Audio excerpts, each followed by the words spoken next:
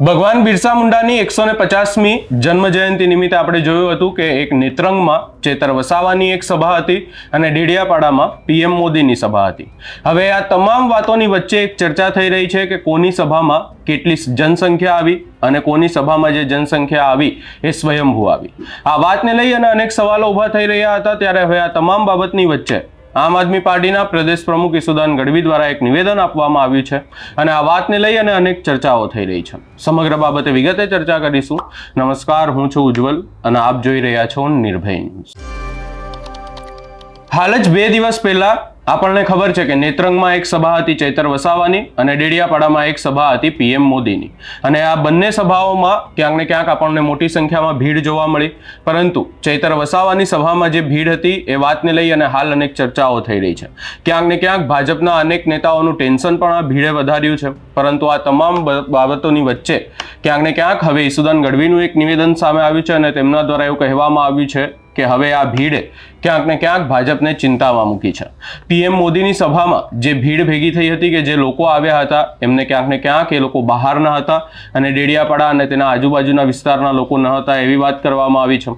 વધુમાં કહેવામાં આવ્યું છે કે મહારાષ્ટ્રથી બસો ભરી અને પીએમ મોદીની સભામાં લોકો લાવવામાં આવ્યા હતા એવી વાત કરવામાં આવી છે. વધુમાં અહીંયા ઈસુદાન ગઢવી દ્વારા ભાજપ પર આકરા પ્રહાર પણ કરાયા છે. આ સમગ્ર બાબતે ઈસુદાન ગઢવી દ્વારા શું કહેવામાં આવ્યું એ સાંભળી લઈએ. જય આદિવાસી, જય જોહાર.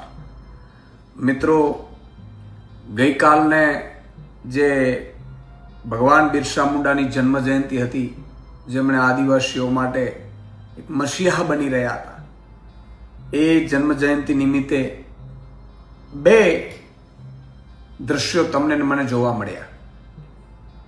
ચેતર વસાવા આદિવાસી સમાજનો હીરો બની ગયા છે. ચેતર વસાવા આદિવાસી સમાજનો અવાજ બની ગયા છે. ઉમરગામથી લઈને અંબાજી સુધી દરેક આદિવાસીના દિલમાં ચેતર વસાવા છે. ત્યારે ચેતર વસાવાની બઢતી લોકપ્રિયતાને જોઈને માનનીય નરેન્દ્ર મોદીજી ડેડિયાપાડામાં આવ્યા. એમણે માતાજીના દર્શન પણ કર્યા. સારી વાત છે, માતાજીના દર્શન કરવા જ જોઈએ.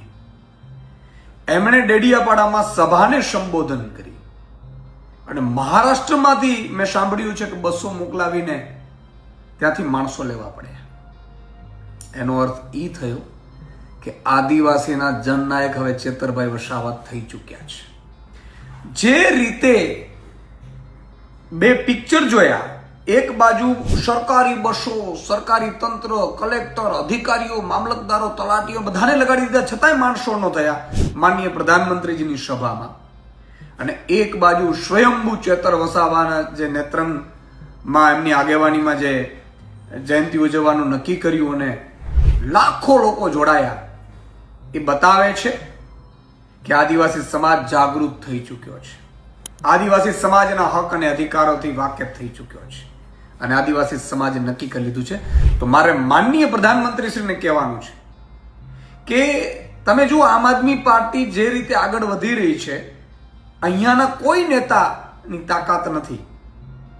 એટલે તમને બોલાવે છે ને તમે નાની નાની ચૂંટણીઓમાં આવી જાઓ છો, તાલુકા જિલ્લામાં ચૂંટણીઓમાં તમારો આ ઉપયોગ કરશે અને એમાં તમારી આબરૂ ગુમાવવાનું થયું છે. અત્યારે તમારે આતંકવાદી હુમલા થઈ રહ્યા છે આપણી ઉપર. જે રીતે અત્યારે દેશમાં નાણાકીય કટોકટી સ્થિતિ સારી નથી. આ બધામાં આપણે પ્રધાનમંત્રી ધ્યાન દેવાનું હોય. નાની નાની ચૂંટણીઓમાં જ્યાં માનો કે ચેતરભાઈ વસાવાનો દબદબો છે, ઈ ડેડિયાપાડામાં આવીને સભા કરવાની ને બહારથી માણસો લાવવાના, એમાં તમારી આબરૂ ઘટે છે, પ્રધાનમંત્રીની આબરૂ ઘટે છે.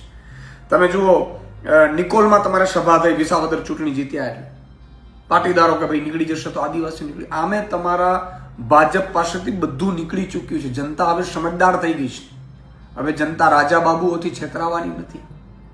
પણ ચેતરભાઈ વસાવાની જે આગેવાનીમાં જે સભા થઈ અને એમાં સેંકડો હજારો આદિવાસી સમાજે જ્યારે એકતા બતાવી, એનો અર્થ સાબિત થઈ ચૂક્યું છે કે હવે ભાજપને આદિવાસી સમાજ પસંદ નથી કરતું. એમના અવાજને દબાવવાની કોશિશ કરી છે. 30 વર્ષમાં આદિવાસી સમાજને જેટલું લૂંટવાનું હતું, જળ, જંગલ, પૈસા એક્ટ, અનુસૂચિ 5, આ બધામાં ભાજપે લૂંટી લીધા છે અને એનો અવાજ ચેતર વસાવા બન્યા છે. અને એના કારણે સ્પષ્ટ સંદેશો ગયો છે કે હવે આદિવાસી સમાજ ચેતર વસાવા અને આમ આદમી પાર્ટી સાથે છે. જય જોહાર, જય આદિવાસી. એટલે કે ચેતર વસાવાનો જે વ્યાપ આદિવાસી વિસ્તારમાં વધી રહ્યો છે, ક્યાંક ને ક્યાંક લોકો હવે તેમને તેમના હીરો માનવા માંડ્યા છે. આ વાતને લઈ અને ભાજપમાં ટેન્શન વધ્યું એવી વાત અહીંયા કરવામાં આવી છે ઈસુદાન ગઢવી દ્વારા. વધુમાં આ સમગ્ર બાબતે આપનો શું અભિપ્રાય છે અમને કમેન્ટ કરી જરૂર જણાવશો. અમારી ચેનલ નિર્ભય ન્યૂઝને લાઇક, શેર, સબસ્ક્રાઇબ કરવાનું ભૂલશો નહીં.